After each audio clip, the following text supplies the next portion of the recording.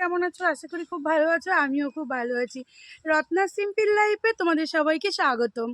তাহলে চলো আজকে ভিডিওটা শুরু করা যাক। খুব মেঘ করেছে, ঝড় উঠেছে, দেখো মেঘ কালো হয়ে এসছে, কি যাকে বলে একেবারে দেখে নাও। দেখো কিরকম ভাবে মেঘটা করেছে।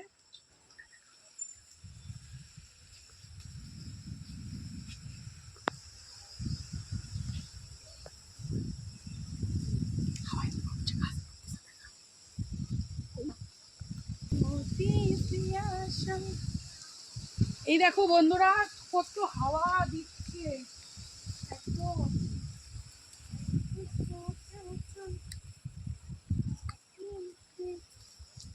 চলো মাশরুম ঘরের মাশরুমগুলো একটু দেখে আসি কেমন কি আছে। চলো দেখা যাক, আসো।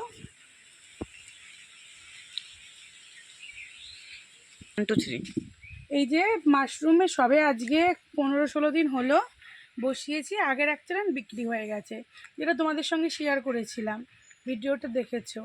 দেখো ওই যে এখন আবার আর এক চালান দিয়েছি।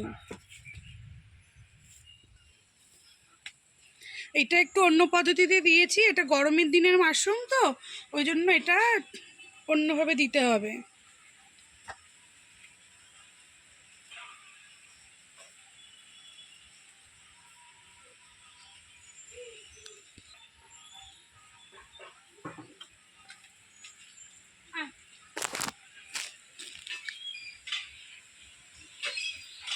বলো বলো এবার বলো। মাশরুম ঘরে চেয়ারটা ছিল, সেই জন্য চেয়ারটা এখন বাড়ি নিয়ে যাচ্ছি।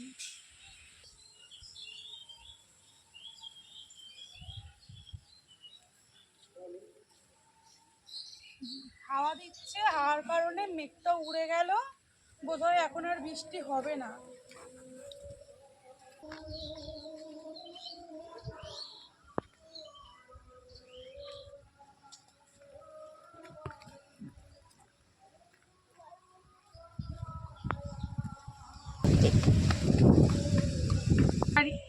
আমার বাড়িটা মাঠের মাঝখানে, দেখো দুই সাইডে পাট, ওই সাইডে ফুল আছে, কুমড়ো আছে, আর মধ্যিখানে আমার বাড়িটা মাঠের মাঝখানে। তোমরা যদি কেউ ঘুরতে আসতে চাও তাহলে অবশ্যই চলে এসো আমার বাড়িতে।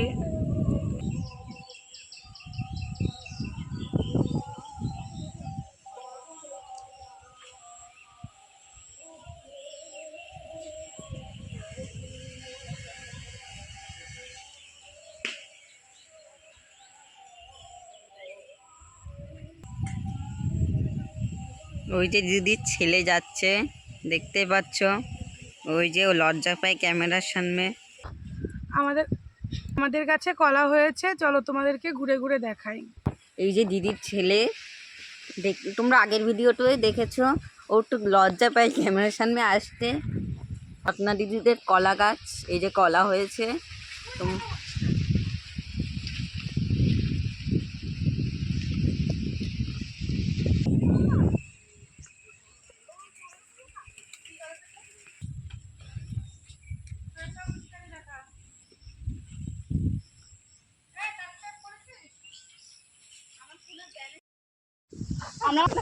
এই দেখো, এই দেখো আমার ভাইটি এসেছে আমার বাড়িতে, পিসির ছেলের মেয়ে, আর ওটা কাকার মেয়ে বোন এসেছে। লজ্জা পাচ্ছে ক্যামেরার সামনে আসতে। না মানে কি আমি বুঝতে পারছি না। হে গাইস, আমি আর পিসি বাড়িতে বেড়াতে এসেছি। যদি চ্যানেলটা ভালো লেগে থাকে তাহলে লাইক কমেন্ট আর সাবস্ক্রাইব করে দিল। টাটা। লজ্জা পায়। আমি নিজেই ভিডিও বানাই। দেখো ও কিন্তু লজ্জা পাচ্ছে একটু। ওই যে ওর বান্ধবী এসছে, ওই যে ফুল নিয়ে এসছে, তাই আমি এখন মাথায় গুজেছি ফুলটা। টাটা বন্ধুরা, তোমাদের যদি আমার এই ছোট্ট মিনি ব্লগটা ভালো লেগে থাকে তাহলে অবশ্যই লাইক কমেন্ট শেয়ার আর সাবস্ক্রাইব করতে কিন্তু ভুলবে না। আর এই যে দিদির ছেলে।